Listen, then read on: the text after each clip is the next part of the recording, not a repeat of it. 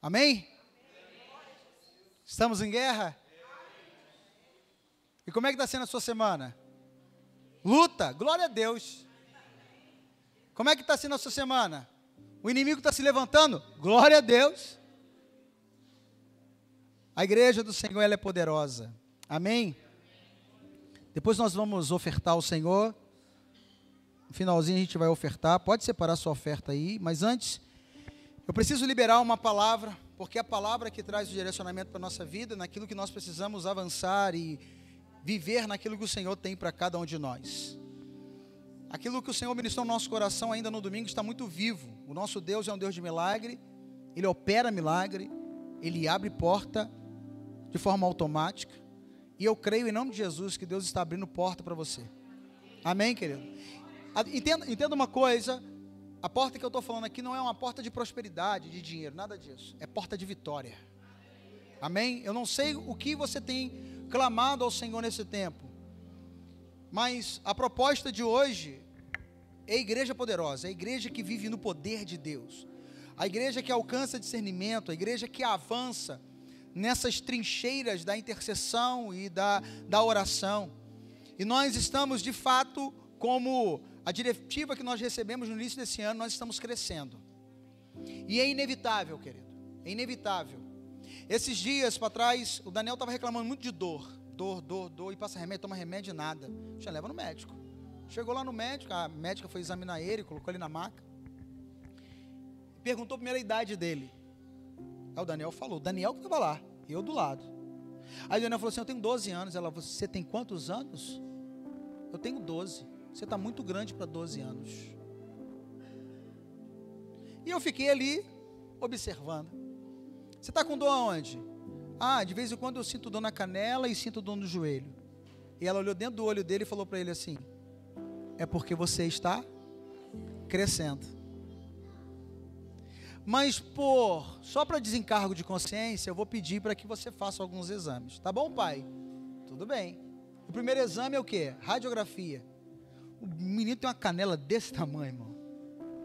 Eu estava olhando a estrutura, eu não sou médico, mas eu estava olhando a perfeição.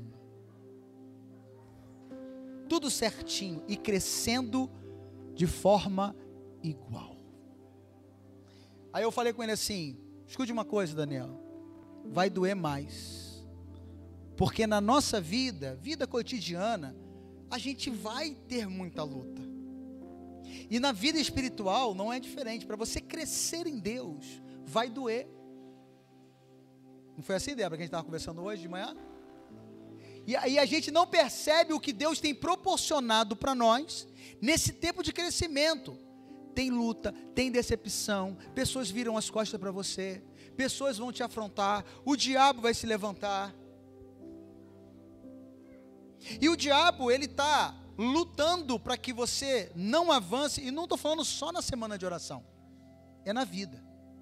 Na vida que a gente diz vida espiritual. E a disciplina espiritual, que é a oração, e tem a disciplina do jejum, da leitura da palavra, e tem a disciplina da adoração, mas hoje eu quero rápido aqui pontuar algumas coisas com você.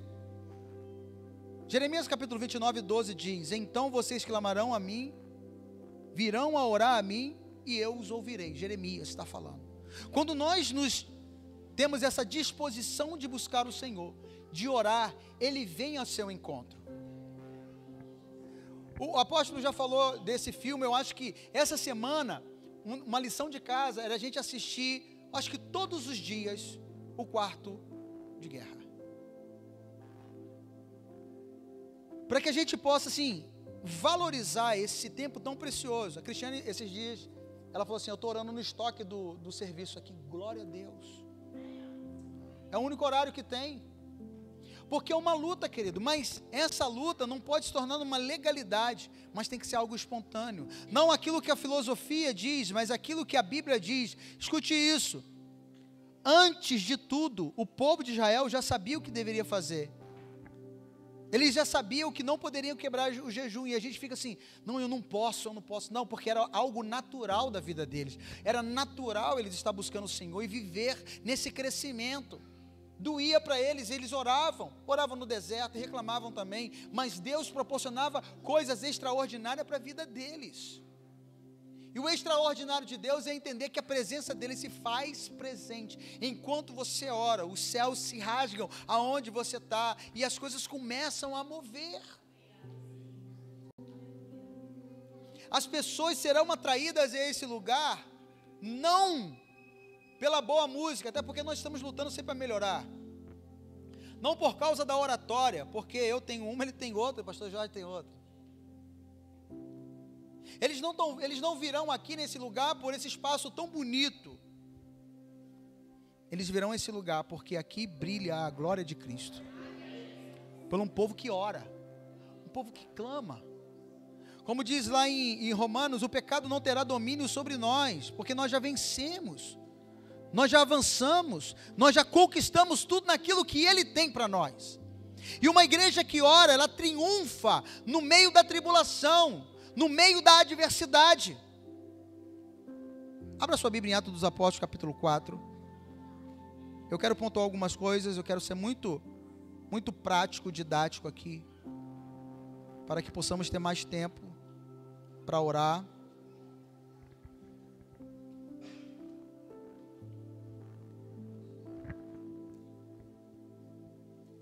Isso é uma mensagem que eu escrevi, mas eu não vou pregar ela toda, eu só quero pontuar os tópicos e assim você entender um pouco sobre o poder da igreja que ora e ela triunfa no meio da adversidade. Eu gosto muito de, nessa didática, repetir algumas coisas. Eu quero que você, além de colocar sua fé em ação, mentaliza o que você está passando, mas mentaliza avançando em vitória. Não, acho que você não entendeu. Em meio a tudo isso que nós estamos clamando aqui, você vai olhar para aquilo que você está passando, você vai falar assim: eu vou vencer, porque o Senhor está comigo. Amém? Porque o diabo, paralelamente a tudo que nós estamos buscando no Senhor, ele vai fazer coisas para parar você. Ele vai colocar dúvida, e a dúvida, a mentira, não pode prevalecer, porque nós temos a palavra de Deus como balizador da nossa vida, algo que nos direciona como nós precisamos vencer, como nós precisamos avançar, como nós precisamos ter uma vida santa, reta, justa, na presença dEle. Quando foram soltos, Pedro e João voltaram para os seus e contaram tudo o que o chefe dos sacerdotes e os líderes religiosos lhes tinham dito. Ouvindo isso, levantaram juntos a voz a Deus, dizendo, começaram um clamor. Como foi esse clamor, pastor? Em adoração. Ó soberano, tu fizeste os céus e a terra e o mar e tudo que neles há. Tu falaste pelo Espírito Santo por boca do teu servo, nosso pai Davi, porque se enfureceram as nações e os povos conspiram em vão, os reis da terra se levantam e os governantes se reúnem contra o Senhor e contra o seu ungido. De fato, Herodes e Pôncio Pilatos reuniram-se com os gentios e com os povos de Israel nessa cidade para conspirar contra o teu santo servo Jesus, a quem ungiste. Fizeste o que o teu poder e a tua vontade haviam decidido antemão que acontecesse. Agora, Senhor, considera as ameaças deles e capacita os teus servos para anunciar a tua palavra corajosamente. Estende a tua mão para curar e realizar sinais e maravilhas por meio do nome do teu santo servo Jesus. Depois de orarem, depois que clamaram, falaram diante do Senhor, tremeu o lugar. Aonde estavam reunidos. E todos ficaram cheios de quê? E anunciaram corajosamente a palavra de Deus. Tudo que nós estamos vivendo e nós vamos experimentar em Deus, nos dará a chancela para pregar poderosamente a palavra de Deus, para testemunhar os grandes feitos do Senhor na nossa vida. Uma igreja que ora triunfa no meio da adversidade. Uma igreja cheia do Espírito Santo busca a companhia de pessoas no meio da tribulação. Olha o verso 23. Quando foram soltos, Pedro e João, eles se separaram, eles continuaram juntos. Fale com o seu irmão assim, fale com ele, você é meu parceiro de clamor, meu parceiro de oração. John Maxwell tem um livro muito bacana, quem gosta de ler aí? Vou te dar uma dica, compra esse livro, Parceiros de Oração. Ninguém vence uma batalha sozinho. Você lembra daquele filme Até o Último Homem? Aquele homem venceu como? Como, apóstolo? Orando. E ninguém ficou perdido, ninguém ficou para trás. É assim. Pedro e João foram soltos e contaram tudo aquilo que tinha feito. E eles levantaram juntos um clamor, pedindo: Espírito Santo, nos capacita a vencer e a pregar a tua palavra, Senhor. Uma igreja que vive em unidade, em comunhão, é uma igreja que avança em vitória.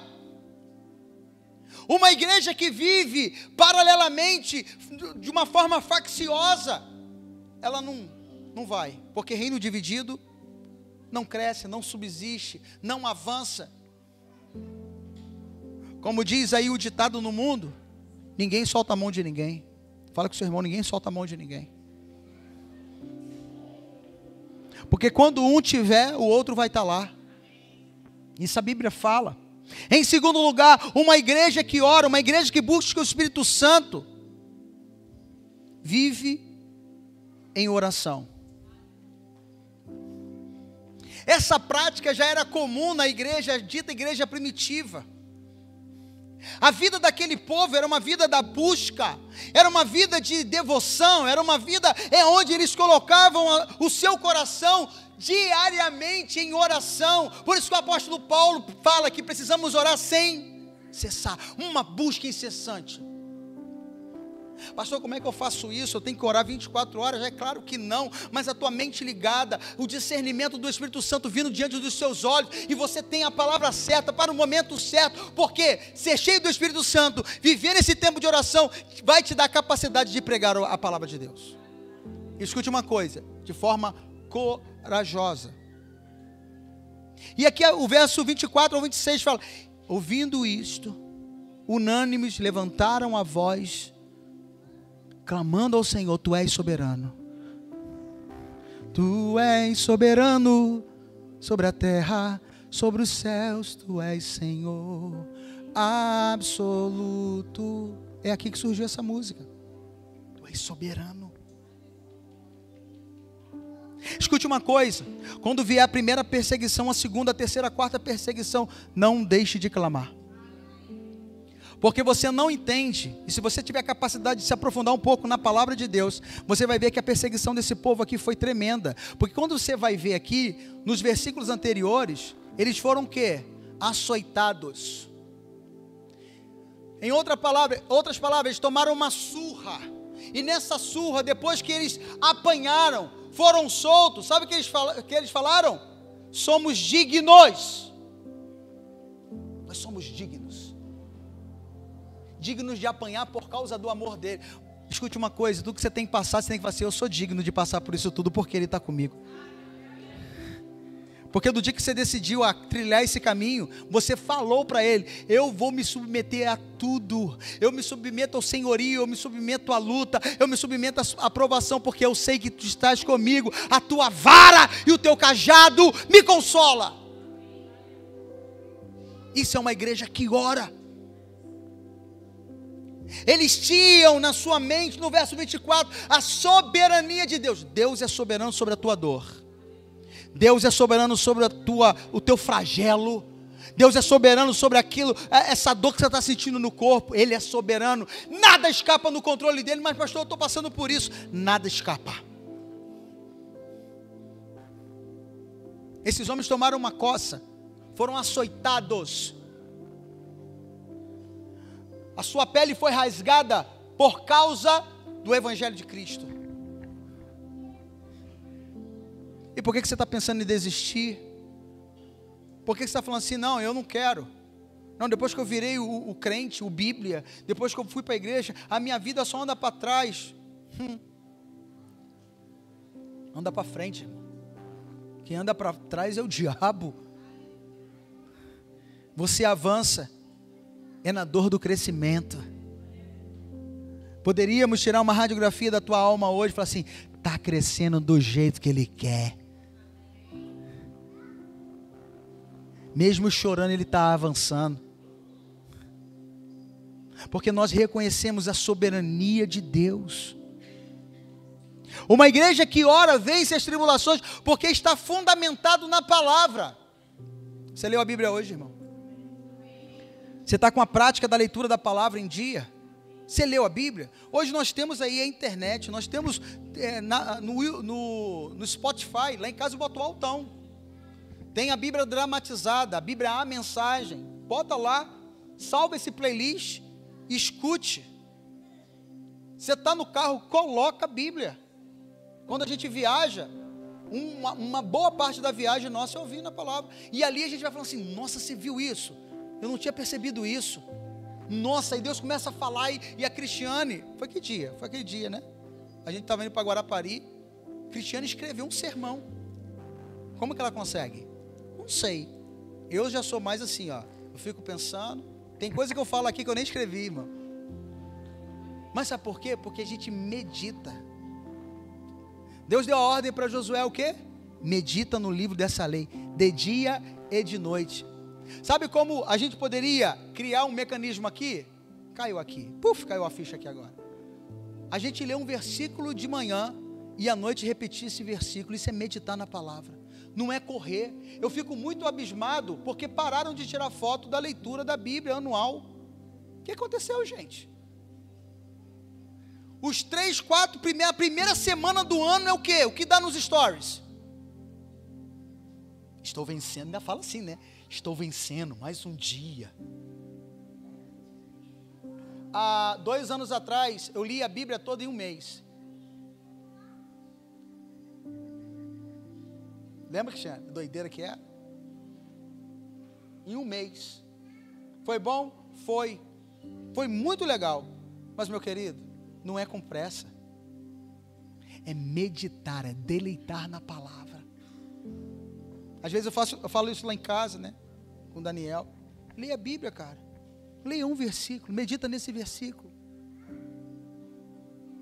Busque entender o que o Espírito Santo quer falar. O problema é que hoje as pessoas estão longe de uma realidade da palavra. Hoje qualquer coisa, qualquer caricato, e você fala assim, nossa, que palavra. Nós precisamos ser, como dizem lá em Atos dos Apóstolos, como os de Bereia.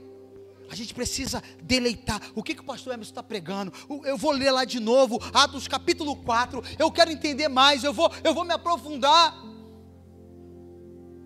A gente já saiu da era das trevas, onde uma pessoa tinha o poder da palavra e ninguém podia ler. Era aquilo que falava, era uma manobra da massa. Mas hoje você tem um acesso à palavra de Deus e você precisa meditar nessa Bíblia todos os dias. Uma igreja que prevalece no meio da adversidade é uma igreja que adora o Senhor, reconhece a soberania, é uma igreja que submete a palavra de Deus e vence a cada dia através dessa palavra.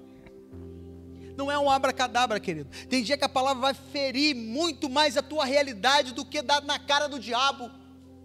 Para você aprender que você precisa a cada dia mergulhar mais naquilo que Ele tem para você.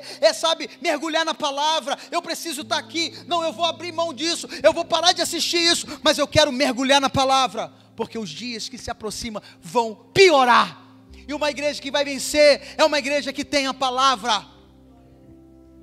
Porque para pregar corajosamente, você precisa conhecer a palavra.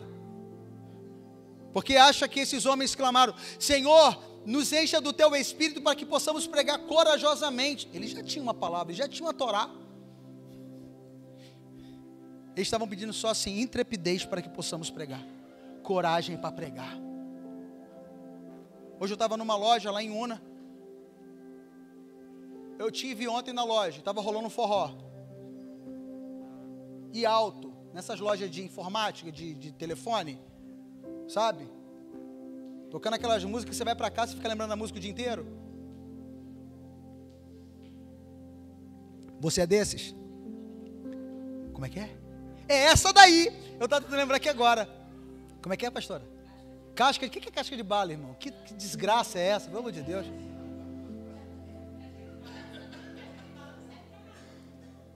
A gente aprende mais o casca de bala do que o louvor aqui, já viu? E eu cheguei lá, irmão. Eu chego na minha. Eu sou uma pessoa, não parece, mas eu sou uma pessoa introspectiva. Eu tenho a habilidade de ficar em silêncio 1, 2 horas. Sim ou não, Cristiane? E tô bem. A Cristiane tá bem com você? Tô ótimo. Cheguei na loja. Boa tarde. Não, bom dia, né? Tinha deixado. Bom dia. Pá. E rolando aquele negócio assim, ó, inquieto. Mas dentro do meu coração, Espírito Santo, muda esta realidade. Não bati o pé, não gritei, não coloquei minhas credenciais. E lá. Aí a pessoa falou assim, você voltou para Iuna? Uhum. Tem pouco tempo? Não, tem 1 ano. Nossa. Você está igual a igreja. Lá em Batiba. Nós temos um GA aqui. E você está afastada? É. Tá. Amanhã eu volto. Mais tarde eu volto. Quando eu voltei na loja, não tinha mais casca de bala, irmão. Já tinha um louvor rolando. Aí eu cheguei assim e falei, ó, tá pronto. Obrigado. Só que o serviço não ficou legal, voltei hoje. O que estava rolando? Casca de bala, irmão. Porque a pessoa que me atendeu não estava lá. Mas quando eu cheguei, a pessoa foi e abaixou o som. Sem eu pedir. Com essa cara linda que Deus me deu, irmão. E saí. Eu falei assim, foi até que eu encontrei com vocês ontem lá. Eu saí assim, e o Espírito Santo falou comigo, você precisa refletir mais a minha glória, porque os ambientes que você entrar, será mudado sem você dizer uma palavra. Hoje eu fiquei 20 minutos onde a Cristiane trabalha, em pé. Não teve palavrão, não teve gracinha. Porque se nós temos a palavra, se temos o Espírito Santo, precisamos demonstrar isso em nome de Jesus. Amém, querido? Até que alguém vai te perguntar de que igreja você é. Eu estava no caixa da padaria, a menina falou, você é crente? Eu falei, sou. Você é pastor? Sou. De qual igreja? Você é diferente? Eu falei, eu não ando de gravata não, mas sou diferente. Não ando de calça de tergal, não. Nada contra. Não, contra sim, porque eu já usei muito, tá, irmão? De qual igreja você é? Eu falei, eu sou lá de Batiba. Mas a gente tem um GA aqui. Quiser aparecer lá, vai ser bem. Você está entendendo, irmão, o poder daquilo que você carrega? Você pode ser o que você é, meu irmão, mas cheio do Espírito Santo de Deus. Uma igreja cheia do Espírito Santo de Deus entende que a maldade humana não pode frustrar os planos de Deus. Era para você dar uma glória a Deus aí agora. No verso 27 ou 28. De fato, Herodes e Pôncio Pilatos reuniram-se com os gentios e os povos de Israel nessa cidade para conspirar contra o teu santo servo Jesus que ungiste, e fizeram o que o teu poder e a tua vontade haviam decidido de antemão. Tudo, até a morte de Jesus, estava no plano eterno de Deus. Tudo que tinha que acontecer, os açoites, o que você sofre hoje, tudo está na mão de Deus, nada escapa e nada vai frustrar os planos de Deus na tua vida. Porque você é um crente que ora, você é um crente que entende a soberania de Deus, você é um crente que está mergulhando na palavra e nada pode frustrar os planos de Deus. Amém, querido? Se esses homens falaram, levantou Herodes, Pôncio Pilatos, levantaram os gentios, levantaram um povo, um agente dessa cidade aí, que falaram, prendam Jesus e soltem Barrabás. Não frustrou. Sabe por que não frustrou os planos de Deus? Porque você está aqui sentado. Você é fruto desse propósito. Você é fruto daquela morte. Então seja digno de viver nessa terra, digno do Evangelho de Cristo.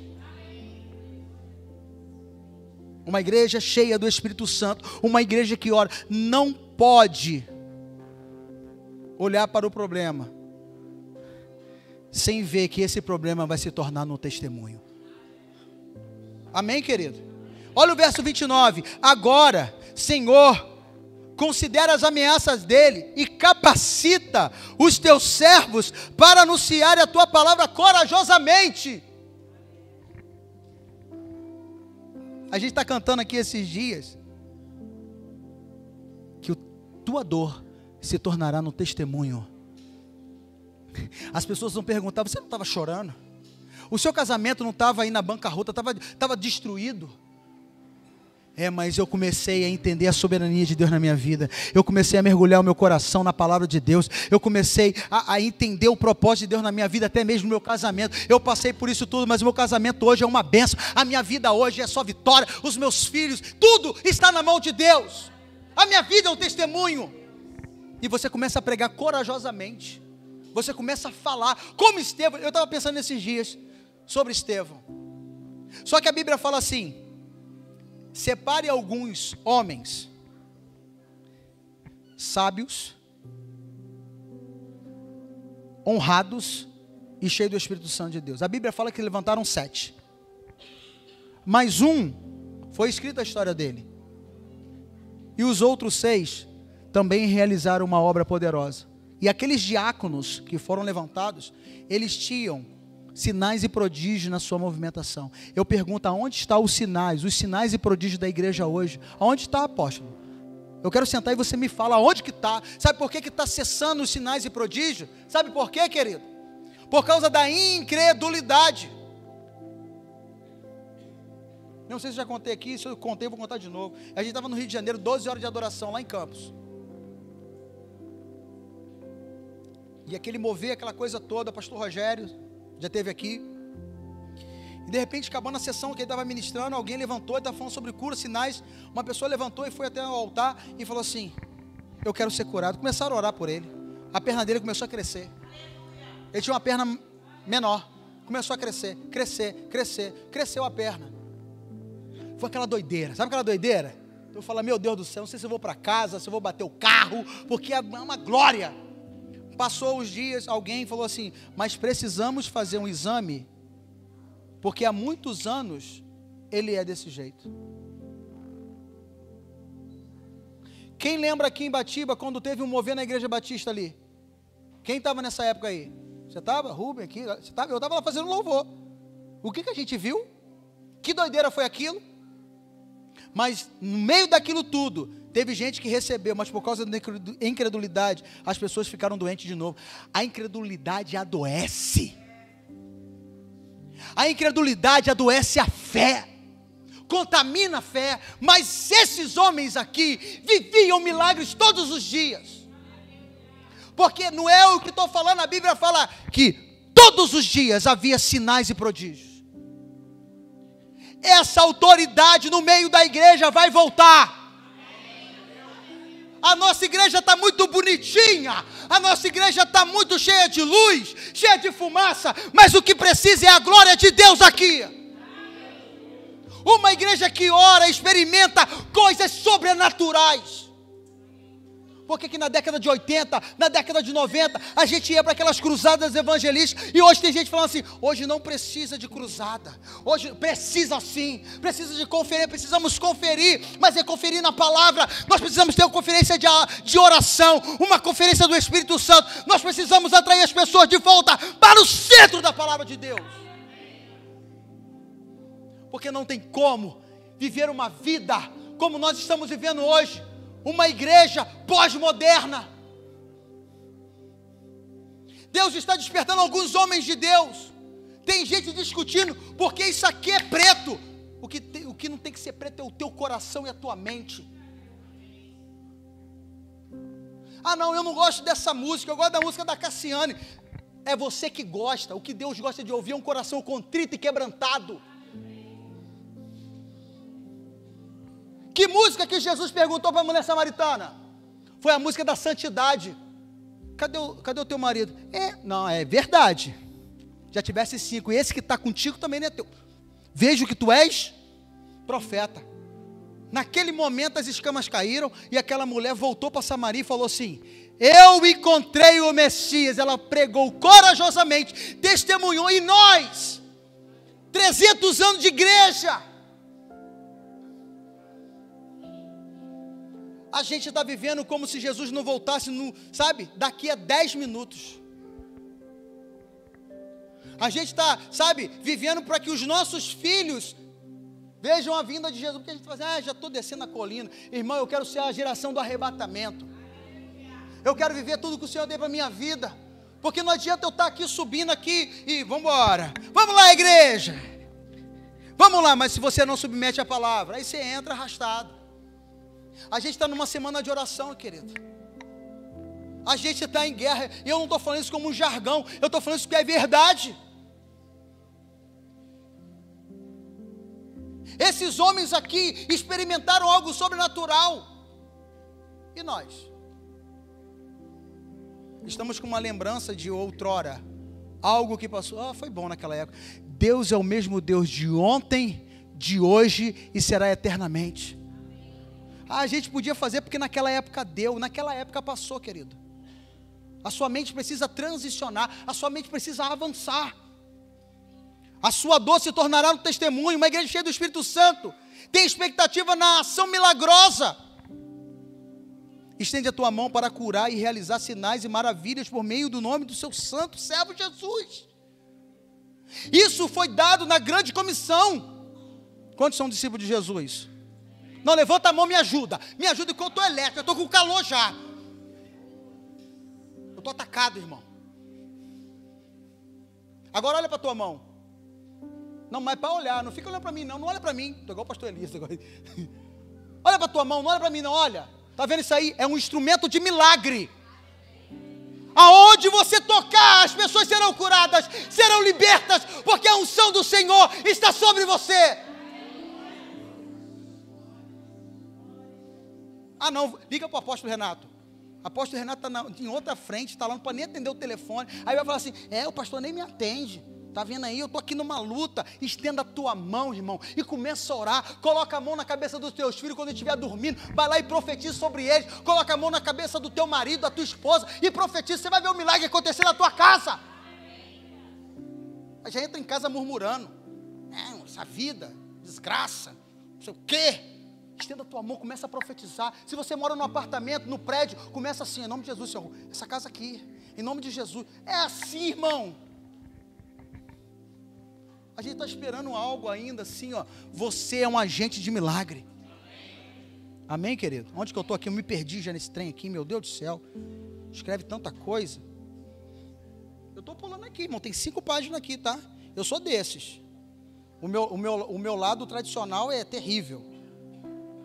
Uma igreja cheia do Espírito Santo é revestida com poder para pegar a palavra com autoridade. Deus já te deu autoridade. Pregue a palavra. O pastor Jorge foi muito, eu vou usar a sua palavra, tá? Foi muito cirúrgico na escola dominical.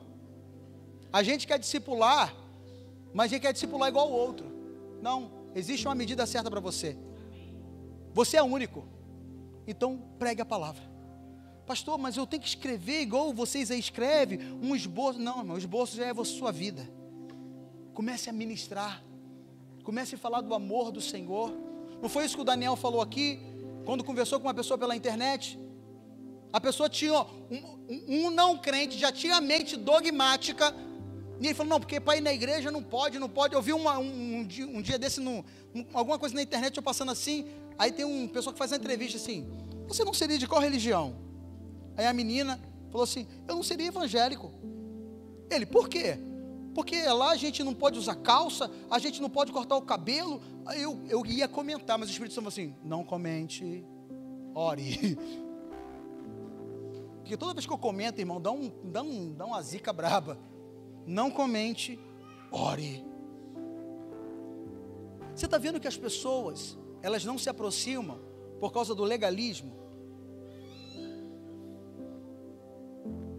Se queremos ser uma igreja leve, profunda e funcional, a gente precisa entender que Cristo, Ele foi dessa forma.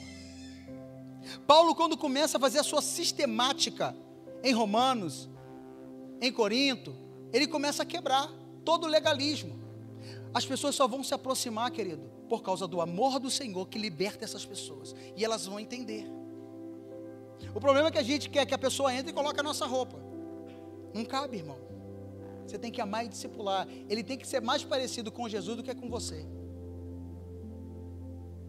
Amém? Você está aqui comigo? Uma igreja que ora experimenta sobrenatural em qualquer ambiente. Essa parte aqui é a parte que o pastor Emerson Peteca gosta. Verso 31. Depois de orarem, o que aconteceu lá? Tremeu o lugar em que estavam reunidos. Eu estava em casa hoje, sentado pensando, no meio de tantos afazeres do dia, desde 6 horas, 6:30 da manhã, muita coisa para fazer, a gente tem as demandas da nossa vida. E eu parei, estava dentro do carro, eu abri esse texto, comecei a meditar, e comecei a questionar. Falei, Senhor, por que hoje o lugar não treme mais? Já percebeu que a gente lê como se fosse assim, foi bacana. Mas se o mesmo poder, o mesmo Espírito que agiu na vida daqueles homens está aqui hoje, por que esse sobrenatural não acontece? É uma pergunta que você deveria fazer a você. E todos ficaram o quê? Cheios. Mas peraí, eles já não eram cheios? Deus sempre quer liberar mais. Se você voltar 2 capítulos, você vai ver que o lugar aonde estavam reunidos e todos foram cheios de poder de Deus. Era um som como de um vento. Era vento? Tem gente que canta, irmão, sabia que tem gente cantando que é vento? E não é vento, era um som como de um vento. Como é que é um som como de um vento? Faz aí. Como é que é? Vou brincar com você, Eva.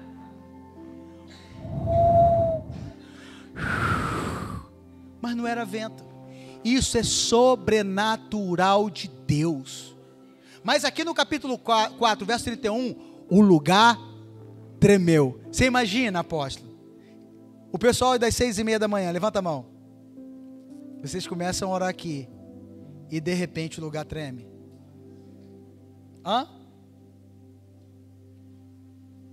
Pastor Renato falou, segura as caixas aí, o ar-condicionado. Segura essas luzes aí, gente. Pode cair não, gente. Segura as cadeiras, bota a cadeira perfilada.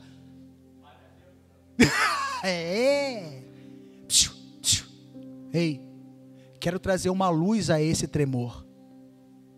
A gente está muito formal. Esse tremor vai começar de dentro para fora. Você não entendeu não. Esse tremor vai começar aqui dentro e vai ser revelado fora. Oxalá, se ele quiser tremer essas paredes.